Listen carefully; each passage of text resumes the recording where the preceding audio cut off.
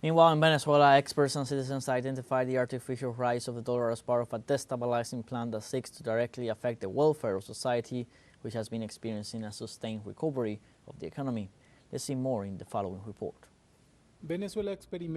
Venezuela is experiencing a sustained economic recovery, and in the last few months, an artificial rise of the US dollar, which according to experts, is part of a destabilizing plan set in motion after the general elections of July 28th. It is not surprising that this rise in the price of the dollar also has to do with a destabilization process, because if we remember recent history,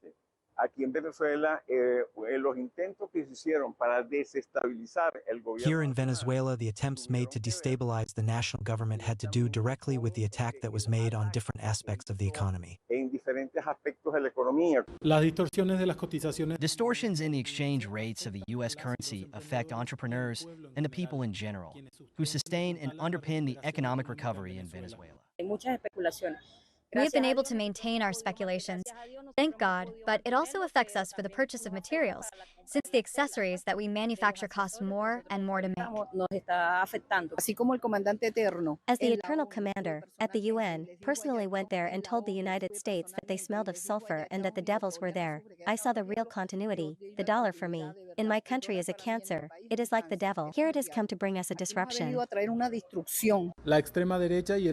extreme right and U.S. imperialism have tried to affect the economic recovery in Venezuela, a country for which the Economic Commission for Latin America and the Caribbean and the Central Bank of Venezuela project an economic growth of between 5 and 8.8% by 2024. There is an attempt after the July 28th elections, won by Nicolas Maduro, to sabotage the recovery process of the Venezuelan economy, which is going to grow at least 5% this year, which has managed to get out of hyperinflation, which has managed in the last 4 years to maintain an annual growth rate of 4%, where the value of the currency income and the workers' salaries, which was devastated by the sanctions, is recovering. In